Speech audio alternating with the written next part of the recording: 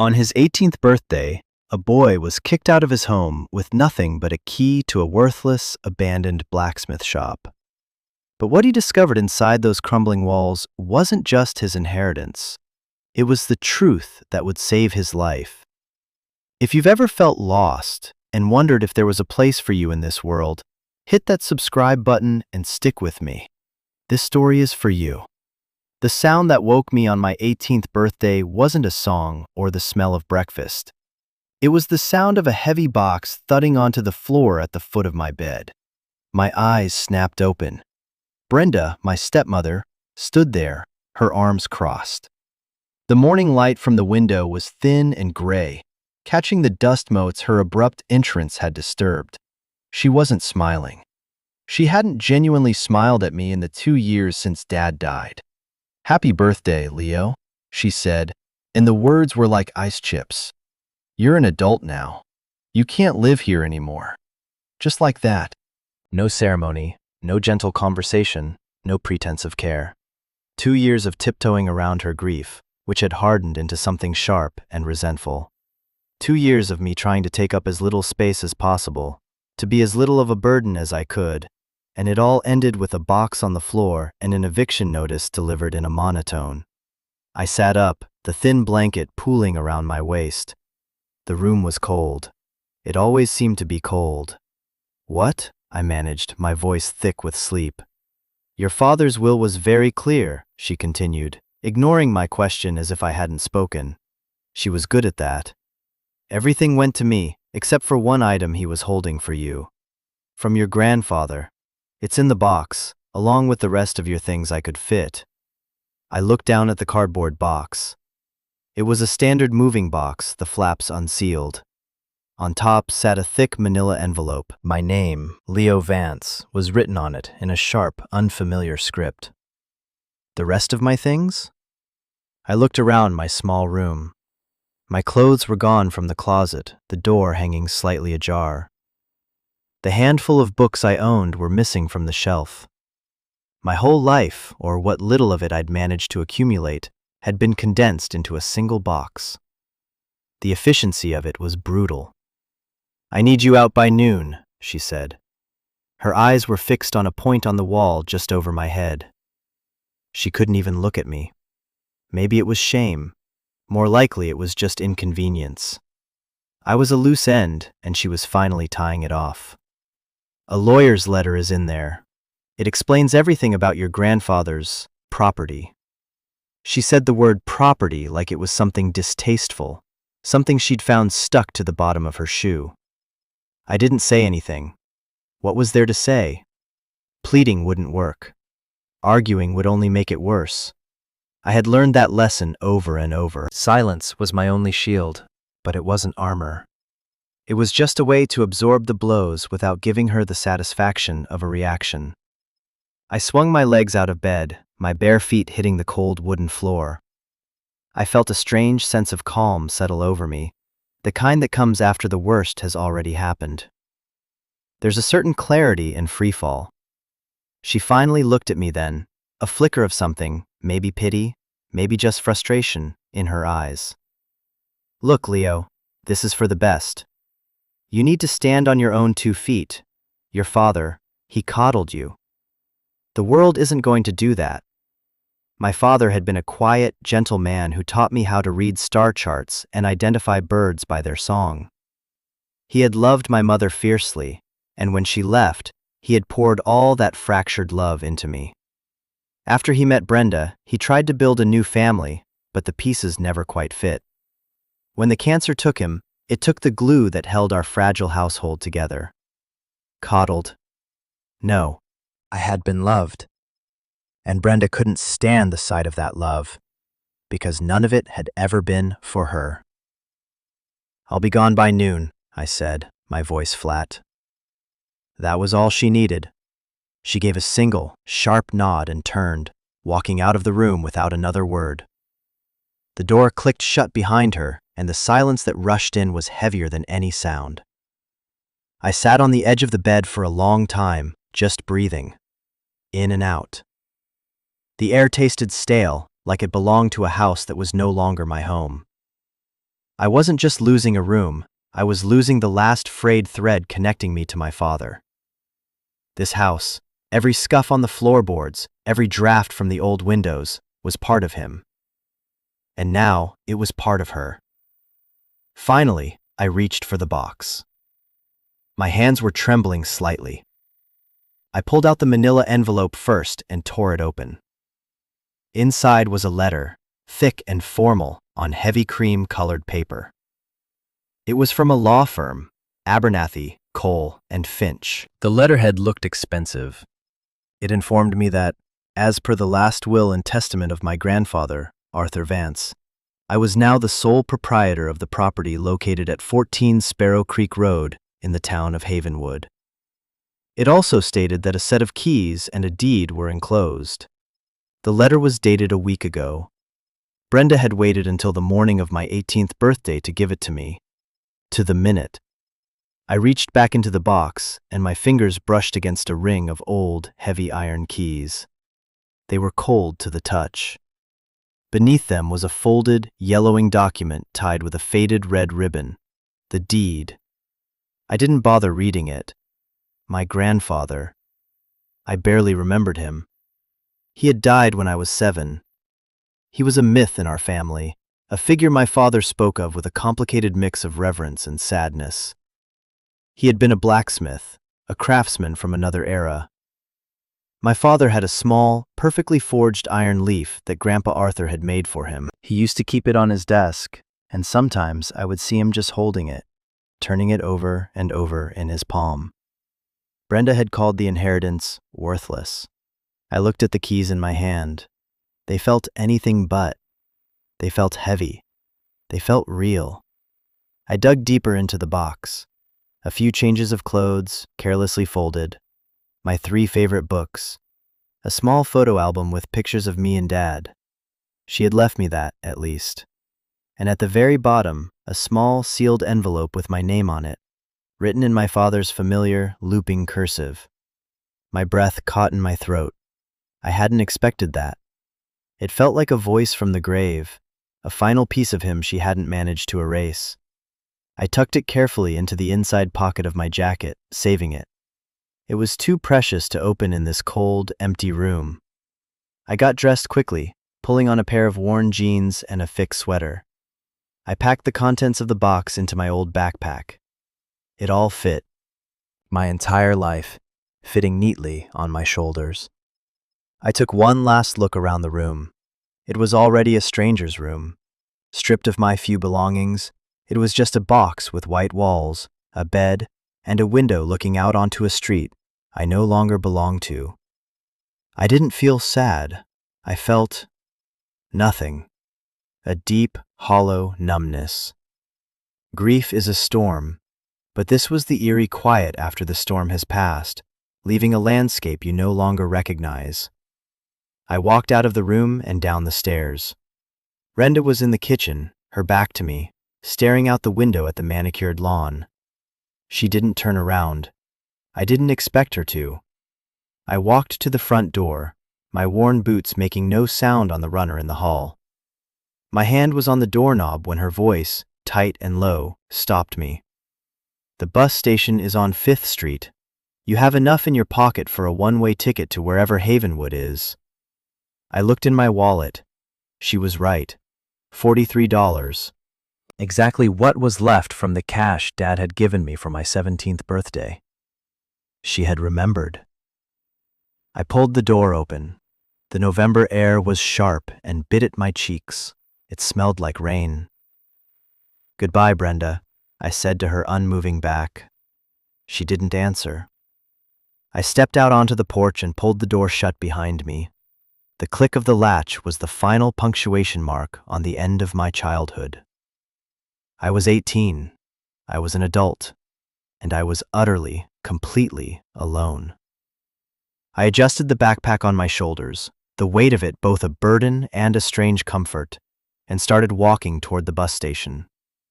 I had a key to a worthless blacksmith shop in a town I'd never heard of. It wasn't much, but it was a direction. And right then, a direction was all I had. The bus station was exactly as grim as I'd imagined. It smelled of disinfectant, damp concrete, and the faint, greasy aroma of a hot dog roller that had been spinning the same two wieners for a decade. People were scattered across the hard plastic chairs, each of them locked in their own private bubble of transit lounge misery. They stared at their phones, or at the floor, or at the flickering departures board, their faces blank. I felt invisible, another ghost in the machine. It suited my mood. I walked up to the ticket counter, the backpack feeling heavier with each step. The woman behind the glass had a tired, patient face. "A ticket to Havenwood, please," I said. She tapped a few keys on her keyboard, her expression unchanging. "Havenwood. That's a local line. Transfer at Crestview. Bus leaves in 45 minutes. Gate 7. She slid a long paper ticket toward me. "That'll be $38.50. I counted out the money, my crumpled bills feeling thin and inadequate. She took them without a word. I was left with a handful of change. Enough for a bottle of water, maybe. Or I could save it. I decided to save it. The future was a vast, dark ocean, and this handful of coins was my life raft. I found an empty seat in the corner, away from everyone else, and sat down. The hard plastic was cold against my back. I leaned my head against the grimy window and watched the rain start to fall outside, streaking the glass and blurring the city lights into a watercolor wash of neon and gray. 45 minutes. 45 minutes until I was officially leaving the only life I'd ever known. I felt a sudden, sharp pang of something that wasn't numbness. It was fear. Cold and sharp, it pricked at the edges of my composure. What was I doing? I was a kid with a backpack and a mysterious key, heading to a place I couldn't even find on a map on my phone, because my phone had been shut off 2 months ago. Brenda hadn't seen the point in paying for it. To distract myself, I pulled the lawyer's letter out of my pack. I read it again, more slowly this time. The language was dense, full of legal terms like bequeathed and encumbrance-free. But the core of it was simple. Arthur Vance, my grandfather, had left his workshop and the small parcel of land it sat on to me, his only grandchild, to be transferred upon my 18th birthday. There was no money, no other assets, just the property. A single sentence stood out to me. Mr. Vance was most insistent in his instructions that the property be passed to you directly, with no intermediary. No intermediary. He had meant Brenda. He had known, somehow, what she was. Or perhaps he had just been a cautious man. My father had always said his dad was a man who trusted his own hands and little else. He trusted the heat of the forge, the weight of the hammer, the integrity of steel. People, my dad had implied, were a more volatile material. I folded the letter and put it away. The fear was still there, a low hum beneath the surface, but something else was stirring alongside it. Curiosity. My grandfather had gone to the trouble of setting this up years ago, ensuring it would bypass everyone and everything to get to me. Why? What was so important about a worthless old shop? The call from my bus echoed through the station, the voice tinny and distorted over the intercom. I stood up, my joints stiff, and slung the backpack over my shoulder. At Gate 7, a small line of people was already shuffling forward. I joined the back, ticket in hand. The bus was old, the paint faded, and it hissed as the doors opened. I climbed the steps and found a seat by a window halfway down. The seats were covered in a scratchy, patterned fabric that smelled faintly of old cigarette smoke and cleaning fluid. As the bus pulled away from the station, I watched the city lights slide by. The familiar streets, the buildings I'd seen 1,000 times, all of it looked foreign now, like a movie set I was leaving behind. I thought about my father. I thought about the iron leaf he kept on his desk. I remembered the weight of it in my own small hand when he would let me hold it. It was cool and smooth, the veins impossibly delicate, yet it was strong, unbending. A permanent thing in a world where everything else seemed to fall apart. Maybe that's what my grandfather had worked with. Permanence. The city gave way to suburbs, then to the long, dark stretches of highway. Rain lashed against the window. I leaned my forehead against the cool glass, the vibrations of the road buzzing through my skull. I finally pulled out the other envelope, the one with my father's handwriting. My hands shook as I carefully tore it open. The paper inside was a single, folded sheet from a legal pad. The note was short. Leo, if you're reading this, it means I'm gone, and you're 18. I'm so sorry I can't be there to see you become the man I know you will be. There's so much I wanted to tell you, so much I wanted to teach you. Life doesn't always give us the time we think we have. Brenda, she is who she is. I know things may be difficult. Please don't hold on to anger. It's a heavy thing to carry. I want you to be free. Your grandfather Arthur left you his shop. It's not much, I know, but it was his whole world. He was a good man, Leo. A complicated man, but a good one. He believed that you could make something strong and beautiful out of fire and pressure. He believed that about iron, and I think he believed it about people too. Go there. See what you find. Maybe you'll find a piece of him. Maybe you'll find a piece of yourself. Know that I loved you more than anything. Be brave. Be kind. Don't let the world make you hard. Love, Dad. Tears welled in my eyes, hot and sudden. I pressed my face harder against the cold window, trying to hide them from the other passengers, but I don't think anyone was looking. I cried silently, the tears tracking down my face and dripping onto my jacket. I cried for my dad. I cried for the years we wouldn't have. I cried for the aching loneliness that had been my constant companion for 2 years and now felt like it was swallowing me whole. And I cried because, in his last words to me, he hadn't just said goodbye. He had given me a compass. Go there. See what you find. The bus rumbled on through the night. I eventually fell into a fitful sleep, my head bumping against the window, my father's letter clutched in my hand. When I woke up, the rain had stopped. The world outside was bathed in the pale, watery light of dawn. The landscape had changed completely. The flat, sprawling highways had been replaced by winding 2-lane roads that curved through rolling hills. The trees were dense and ancient, their bare branches like black lace against a steel-gray sky. We passed small farms with sleeping houses and plumes of smoke rising from their chimneys. It was a world away from the city.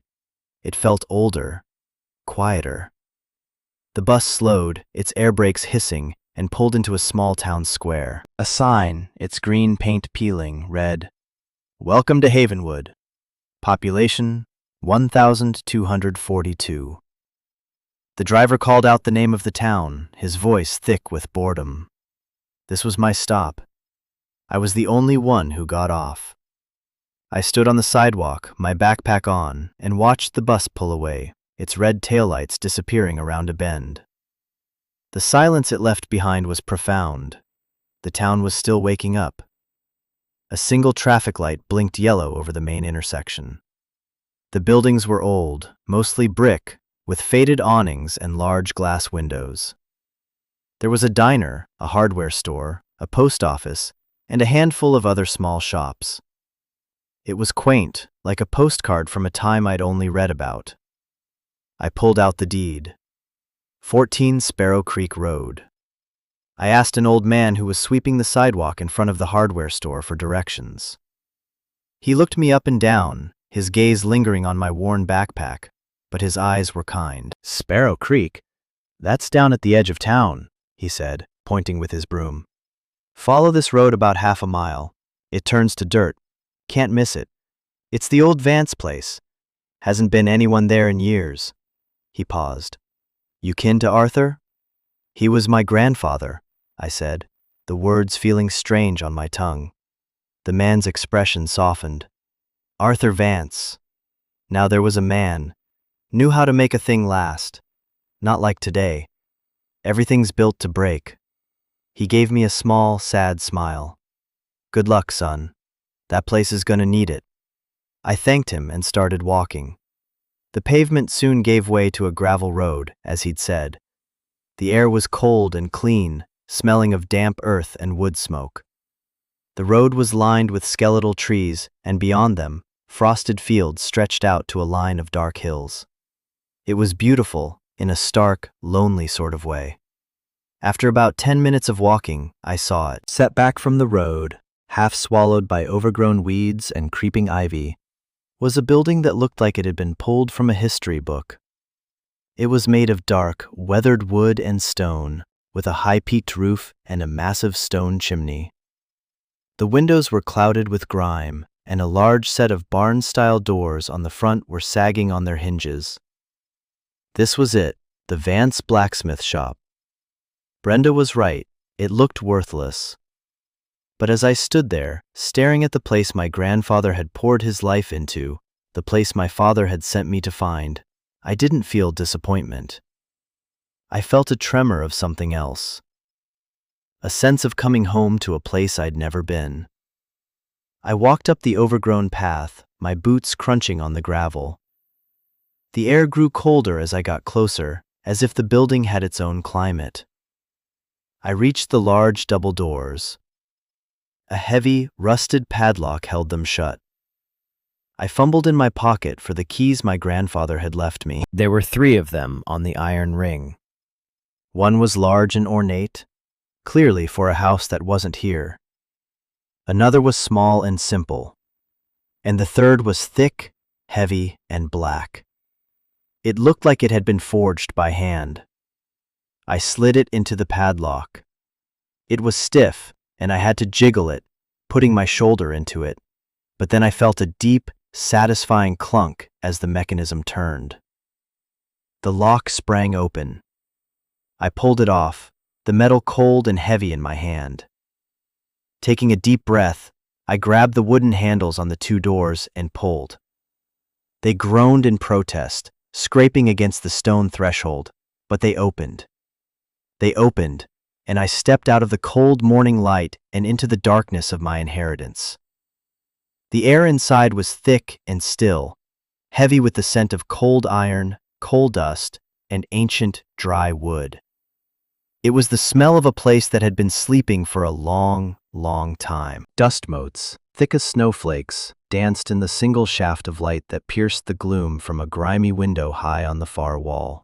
The space was cavernous, much larger than it looked from the outside.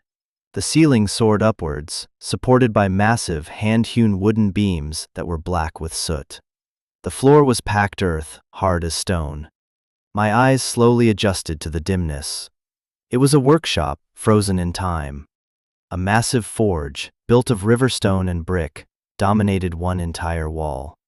Its hood, a great funnel of blackened metal, rose up to the chimney. Beside it was a bellows the size of a small cow, its leather cracked and stiff. In the center of the room stood the anvil, a huge block of steel set into a thick tree stump. It looked like an altar in a forgotten temple. Hammers of all shapes and sizes, tongs, chisels, and strange, curved tools I couldn't name hung in neat rows on the walls, their surfaces coated in a fine layer of rust and dust. Barrels filled with coal stood against one wall. Stacks of raw iron bars, some thin, some as thick as my arm, were leaning in a corner. Everything was covered in that same uniform blanket of gray dust, a shroud of years. It was a perfect time capsule. It was as if my grandfather had simply put down his hammer one afternoon and walked away, expecting to return the next morning. But he never did. I walked deeper into the shop, my footsteps muffled by the earthen floor. I ran my hand along the surface of a huge workbench that spanned the length of one wall. It was made of a single, massive plank of wood, its surface scarred with 1,000 cuts, burns, and gouges. A story was written there, in a language of labor I didn't understand. Vices were bolted to its edge, their jaws open as if waiting to bite down on a piece of hot metal. It was overwhelming. The sheer scale of the work that must have happened here. The heat, the noise, the sweat. I could almost hear the echo of it. The roar of the fire, the rhythmic clang of hammer on steel, the hiss of hot metal quenching in water. This was my grandfather's world. This was the source of the iron leaf my father had cherished. I felt a strange sense of reverence. This place wasn't worthless. It was sleeping. It was a place of immense power, just waiting for a spark to bring it back to life. But it was also dilapidated. The roof looked questionable in places, and a damp patch on the far wall showed where water was getting in. The financial reality of it began to sink in. This wasn't a home. It was a ruin. A beautiful, fascinating ruin, but a ruin nonetheless. I had no money, no skills, no plan. What was I supposed to do with it? My father's words came back to me. Go there. See what you find. He hadn't said, go there and live. He'd said, see what you find. It was a treasure hunt. I started to look more closely, not just at the big things, but at the small details. On the workbench, half hidden under a pile of dusty rags, was a small, intricate metal bird, its wings half finished. It was delicate, beautiful work. My grandfather hadn't just been making horseshoes and gate hinges. He had been an artist. Near the forge, I found a small, cluttered area that seemed to be his office. There was a tall stool and a slanted wooden desk built right into the wall. A few brittle, yellowed papers were scattered on it, old invoices, sketches of designs. And on a small shelf above the desk, there was a row of books. I ran my finger along their spines. The Art of Blacksmithing, Advanced Metallurgical Techniques, A Field Guide to North American Birds. That last one made me smile. A piece of my father, right here. Beneath the books, pushed to the very back of the shelf, was a small, dark wooden box. It wasn't fancy, but it was well made, with dovetailed joints and a simple, unadorned lid. It was locked with a small brass lock. I tried to open it, but it was secure. I looked around for a key, patting down the desk, checking in the drawers. Nothing. I carried the box over to the workbench and set it down in the shaft of light. It felt important. My heart started to beat a little faster. This was something different. Everything else in the shop was a tool, a piece of material. This was a container. It was meant to hold something secret. I thought about the keys on the ring in my pocket. There was the big, ornate one I hadn't used, and the small, simple one. I pulled them out. The small key was brass, just like the lock. With a trembling hand, I inserted the key into the lock. It slid in perfectly. I turned it. There was a tiny, quiet click. I lifted the lid. My breath caught in my throat. The box was lined with faded blue velvet. Nestled inside were two things. The first was a stack of $100 bills, held together by a simple paper band. I counted it. 20 bills. $2,000. To me, it might as well have been $1 million. It was a lifeline. It was food. It was a chance. Beneath the money was a thick, sealed envelope. My name, Leo, was written on the front in a strong, slanted script that I didn't recognize. It had to be my grandfather's. I carefully lifted it out. The paper was thick and felt heavy in my hands. I broke the wax seal, which was stamped with the image of a hammer and anvil. Inside were several pages, filled with that same dense, powerful handwriting. I sat down on the dusty stool at his desk, unfolded the letter, and began to read. My dearest Leo, if you are reading this, then you are a man grown, and I am long gone. I am sorry I could not be there to see it. I hope your life has been a good one. I hope your father taught you to be kind and to look at the stars. I have left you my shop. I know it is not much to look at. It is old and tired, much like I was at the end. Your stepmother, I am sure, has told you it is worthless. Do not believe her. There are different kinds of worth in this world, and the kind that can be counted in dollars is often the most shallow. This place was my sanctuary. It was the only place I ever felt truly myself. When your grandmother died and your father moved to the city, this shop was all I had left. The fire in that forge kept me warm when my house felt cold and empty. The ring of the hammer was the only voice I wanted to hear. I poured all my grief, all my love, and all my hope into the metal I shaped on that anvil. Every tool on these walls, every scar on that bench, is a part of my story. I am leaving you a little money. $2,000. It is not a fortune, but it should be enough to get you started. Enough to fix the leak in the roof, buy some groceries, and give you a moment to breathe. Use it wisely. It was hard-earned. But the money is not your inheritance, Leo. This shop is. Its value is not in the land it sits on, which developers have been trying to buy for years. Its value is in its potential. It is a place where you can take something raw and ugly, a lump of cold iron, and through fire, pressure, and hard work, you can turn it into something beautiful and strong, something that will last. That is a lesson that has nothing to do with blacksmithing. I do not know what kind of man you have become. I do not know what troubles you carry. But I know you have my blood in you. You have your father's good heart. Whatever has happened to bring you to this dusty, forgotten place, know this. You are not worthless. You are raw material. You have the capacity for immense strength and beauty. You need only to find your fire. There is more for you here, if you choose to look for it. This is only the beginning. The real legacy is not something I could put in a box.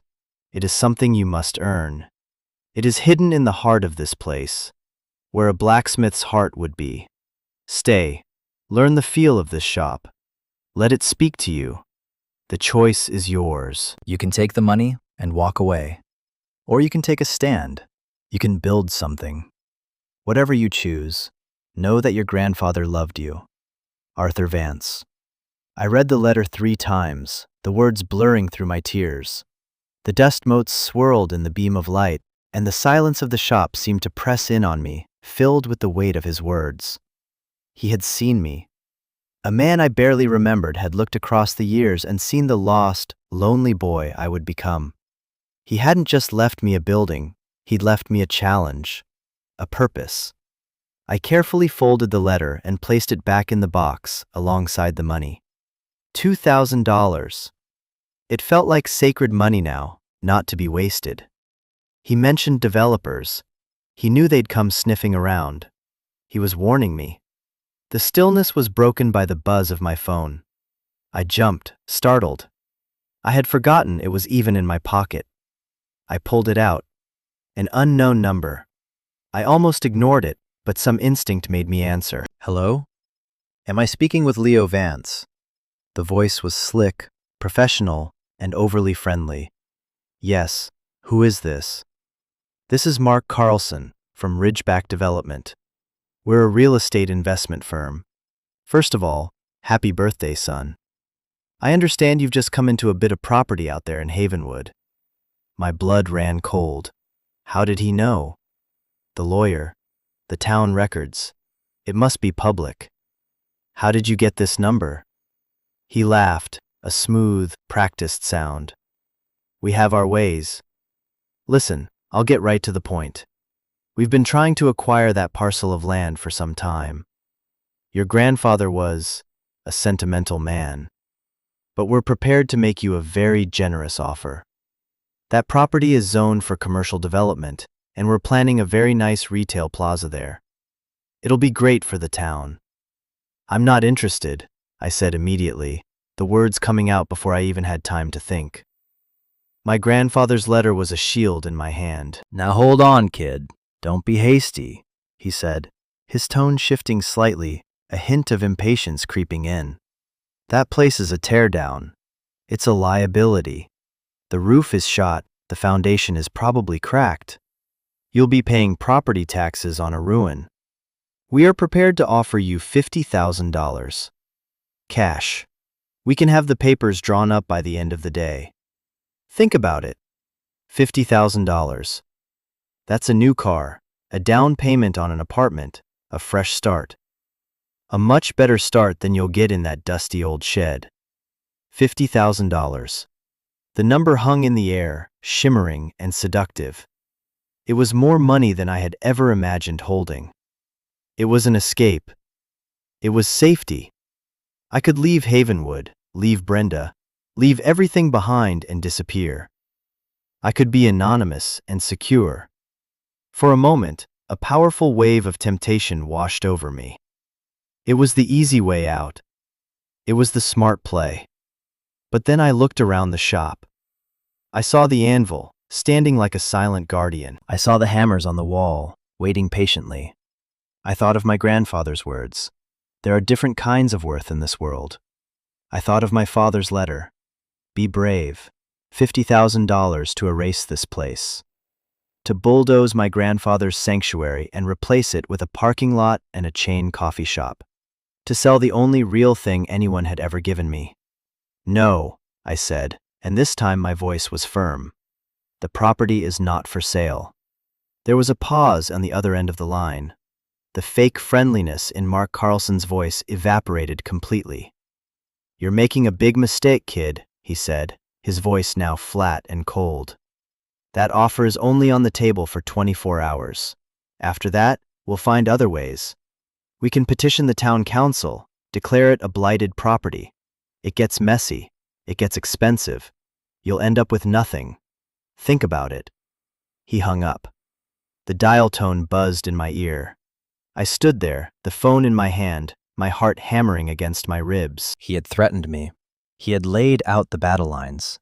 This wasn't just about a building anymore. It was about a choice.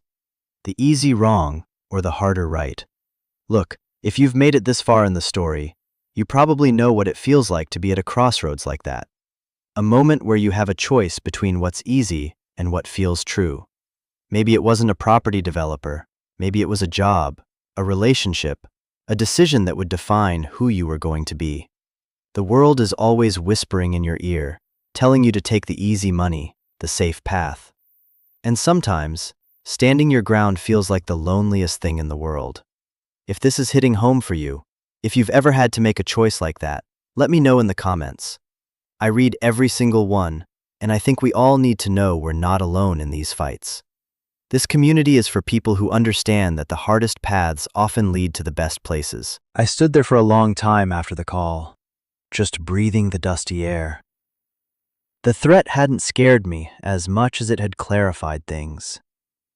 It had taken the abstract choice my grandfather had given me and made it real, urgent.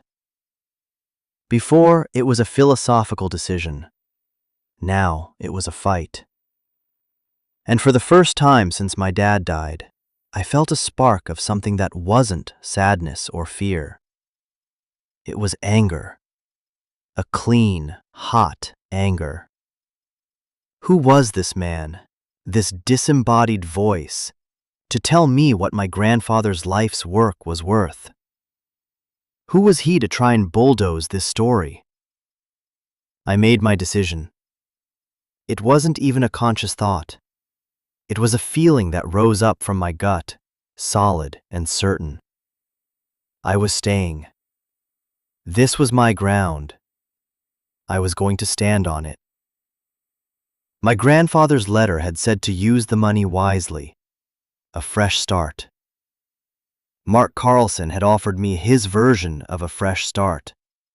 A hollow one, paid for with a betrayal. My grandfather was offering me a different kind. A harder one. One I had to build myself. I put $1,000 in my wallet and tucked the other $1,000 back into the box, hiding it again on the shelf. Then I walked out of the shop, pulling the heavy doors shut behind me. I didn't lock them. Not yet. I walked back into town, my steps feeling lighter than they had all day. I had a purpose. My first stop was the hardware store. The same old man was there, now sitting on a stool behind the counter, reading a newspaper. He looked up as I came in, the little bell over the door jingling. "Back already?" he said, folding his paper. "Didn't scare you off, did it?" "No, sir," I said. "It's going to need some work, though." He chuckled. "That's the understatement of the year. What do you need?" I started making a list. Heavy-duty trash bags. Buckets. A stiff bristled broom. Work gloves. A new, heavy-duty padlock and hasp for the doors, a tarp for the leaky part of the roof, some basic cleaning supplies. As I gathered the items, I felt a sense of competence I hadn't felt in years. I was solving a problem. I was taking action. The man, whose name I learned was George, helped me find everything. "You really planning on fixing it up?" he asked, a note of surprise in his voice. "I'm going to try," I said. He nodded slowly, looking at me with a new respect. Arthur would have liked that. He hated seeing things go to waste. When I got to the counter, he tallied it all up. As I pulled out the crisp $100 bills, his eyebrows shot up. "Well, I'll be. Looks like you came prepared." "My grandfather left me some seed money," I explained. "Good man," George said, handing me my change. "You need anything? A tool you can't find? Some advice? You come and ask. This town owes Arthur Vance. He made the gates for the town cemetery after the big fire in '87. Never charged a dime."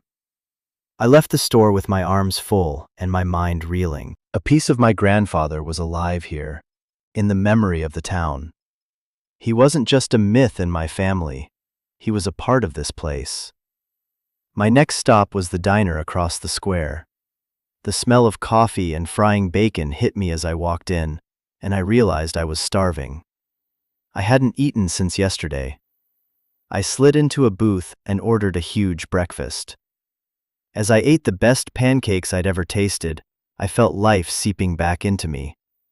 The warmth of the food, the low murmur of conversation from the other patrons, the friendly smile from the waitress, it was all so simple, so normal. It was the opposite of the cold, silent house I'd left behind. Fueled and supplied, I walked back to the shop. The half-mile trek felt shorter this time. When I arrived, I didn't hesitate. I threw the doors open, letting the afternoon light flood the space. It looked less intimidating now, less like a tomb and more like a project. I spent the rest of the day working. I started by sweeping. I swept away years of dust and grime, the dirt coming up in thick, black clouds. I filled trash bag after trash bag with old rags, rotted bits of leather, and unidentifiable junk. Underneath the filth, the bones of the place began to emerge. The packed earth floor was solid.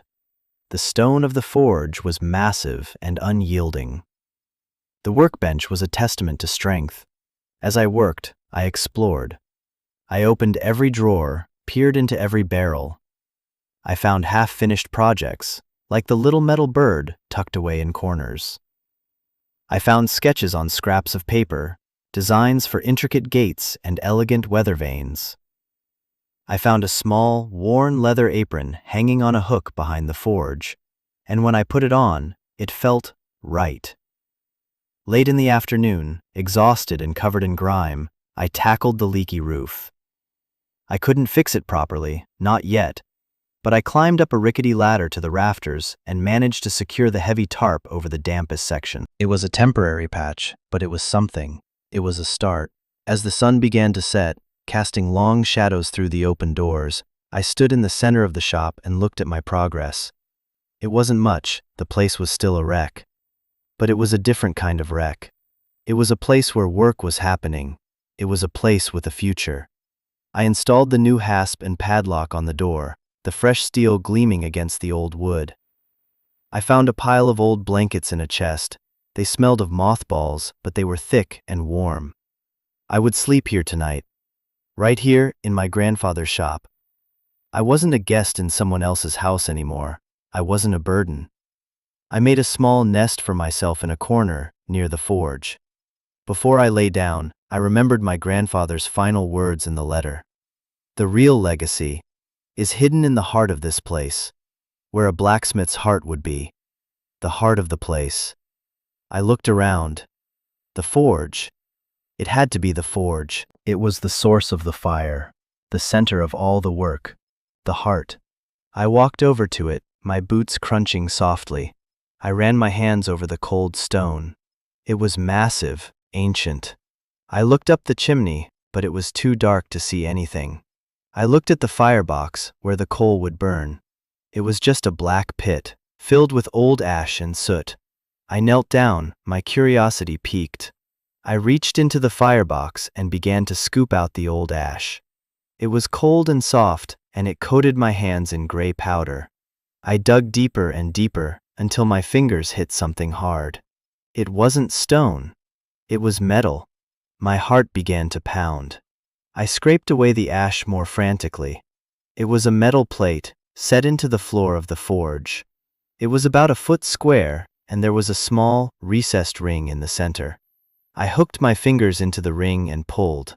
It was heavy, but it lifted. Beneath the plate was a hollow compartment, lined with metal to protect it from the heat above. And inside that compartment was a large, heavy, fireproof lockbox. It wasn't locked with a key. It had a combination dial. My mind raced. A combination? What could it be? A birthday? An address? I tried my birthday. Nothing. My dad's birthday. Nothing. The shop's address, 14. Nothing. I sat back on my heels, frustrated. What was important to him? What numbers would he have chosen? I thought back to the conversation with George at the hardware store. The town cemetery. The big fire. 87. I tried the numbers 1987. I turned the dial carefully. Right to 1.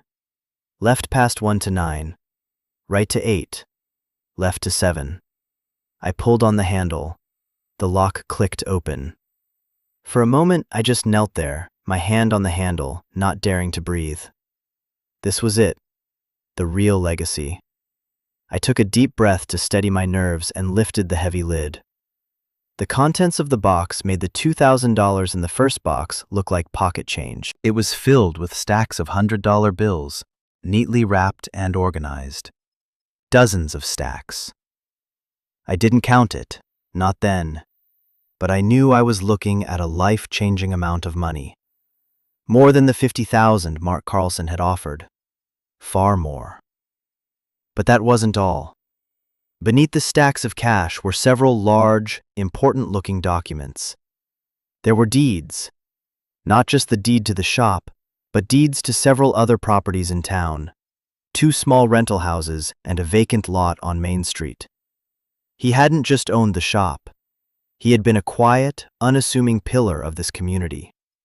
And at the very bottom, there was another letter. One single, thick page, folded carefully. This one felt different, heavier. I picked it up, my hands shaking so badly I could barely hold it steady. I walked over to the doorway where the last of the evening light was fading, and I read the final words of Arthur Vance. Leo, if you have found this, then you have chosen to stay. You have looked beyond the rust and the dust, and you have listened to the heart of this place. You have passed the test. I am proud of you.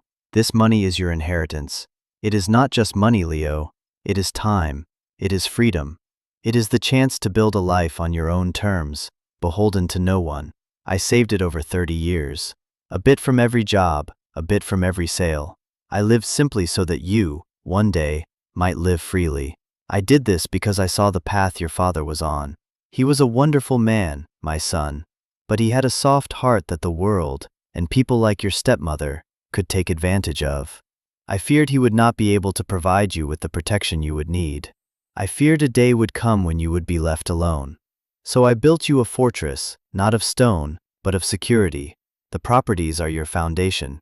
They generate a small but steady income. It's enough to live on, to pay the taxes, and to keep the wolves from the door. The cash is your arsenal. It is to be used to defend this place, to improve it, and to invest in yourself. Do not squander it. Do not flash it around. Wealth whispers. It does not shout. Be the quiet man in the room who has the power to say no. That man from the development company, or someone like him, has likely come calling. They are vultures who see this town not as a community of people, but as a set of assets to be stripped. They will offer you a fraction of what this land is worth, and they will threaten you when you refuse. Do not be afraid. You now have the resources to fight them. Hire a good lawyer. The best one in the county.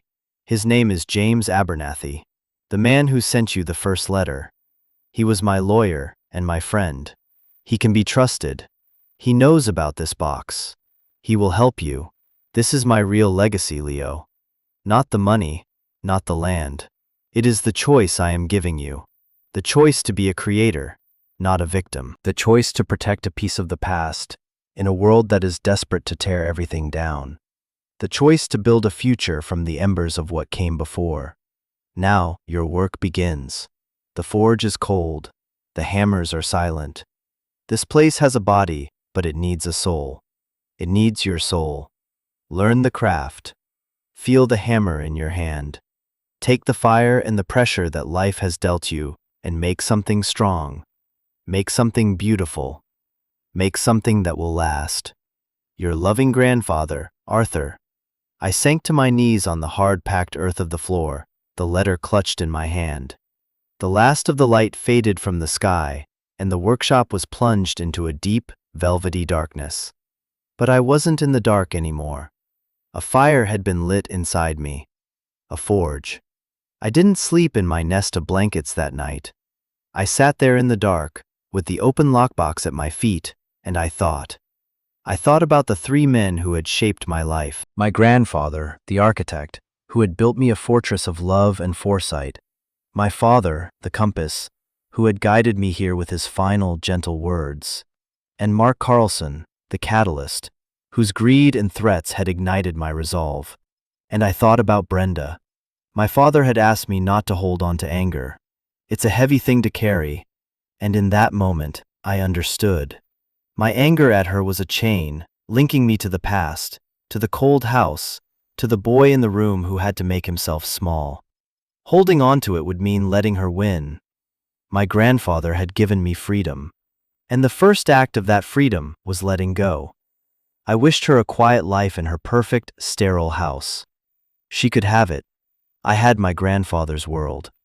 The next morning, I woke with the sun, stiff and cold, but with a clarity I had never known. I closed the lockbox, put it back in its hiding place, and sealed the forge. The secret was safe. I made a phone call. Abernathy, Cole, and Finch. "I'd like to speak to James Abernathy, please," I said, my voice steady. "My name is Leo Vance." When he came on the line, his voice was warm and calm. "Leo, I was hoping you would call. Did you find the place all right?" "I did," I said. "And I found what was in the heart of the forge." There was a long pause on the other end of the line. I heard him let out a slow breath. "Good," he said, and there was real emotion in his voice. "He always hoped you would. He was a remarkable man, your grandfather." "I'm beginning to understand that," I said.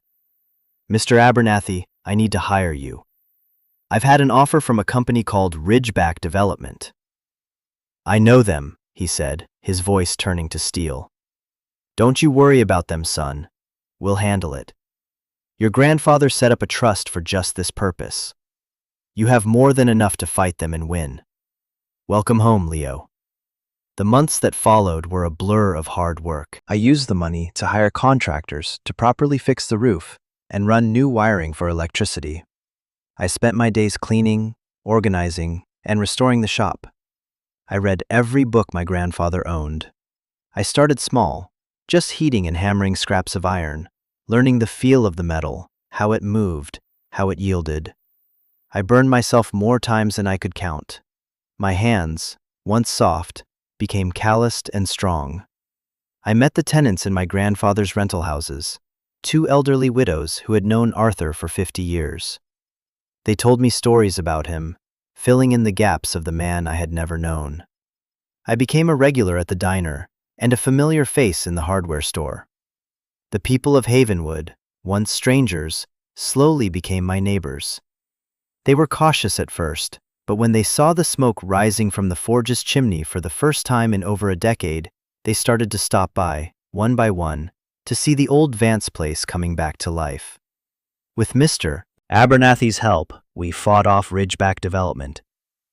It turned out my grandfather owned a key piece of land they needed for road access, and he had placed so many historical protections on the blacksmith shop that it would have been a legal nightmare for them to tear it down. They eventually gave up and moved on, looking for an easier town to devour. One afternoon, about a year after I arrived, George from the hardware store came by. He watched me work for a while as I clumsily tried to forge a simple hook. "You're holding the hammer wrong," he said gruffly. "You're fighting it. Let the weight do the work." He came over, took the hammer from my hand, and adjusted my grip. He showed me the rhythm, the proper way to stand, to breathe. "Arthur was a master," he said quietly, "but even he had to start with a crooked hook." I didn't become a master blacksmith overnight. I'm still not. But I learned. I got better. I started taking on small jobs for people in town, repairing a railing, forging a new hinge for a barn door. I even finished the little metal bird I'd found on the workbench. I gave it to the waitress at the diner. She put it on the counter by the register. I never became rich. I lived simply, just like my grandfather did. The money and the properties gave me security, but the real treasure was the work. It was the feeling of taking a raw, stubborn piece of steel and with fire and force and patience, turning it into something useful, something beautiful, something that would last. My inheritance wasn't a worthless building, it was a life of purpose, of community, of quiet strength. It was the gift of a second chance, forged in the heart of a place that everyone else had overlooked. My grandfather didn't just save me from homelessness. He saved me from a life of feeling small and powerless. He taught me, through his letters and his legacy, that my worth wasn't something other people could give me or take away. It was something I had to build myself, with my own 2 hands. And that's a truth that's stronger than steel. This journey taught me that home isn't always the place you start. Sometimes it's a place you have to build. Sometimes the most valuable inheritances aren't the ones you can spend, but the ones that challenge you to become who you were meant to be. If my story means anything to you, if it reminds you of a time you had to find your own strength and build your own home, please consider subscribing. This channel is a community for stories like ours. Share your own story in the comments below. I promise you I will read it, because every story of resilience deserves to be heard. You are not alone in your fight. Thank you for listening.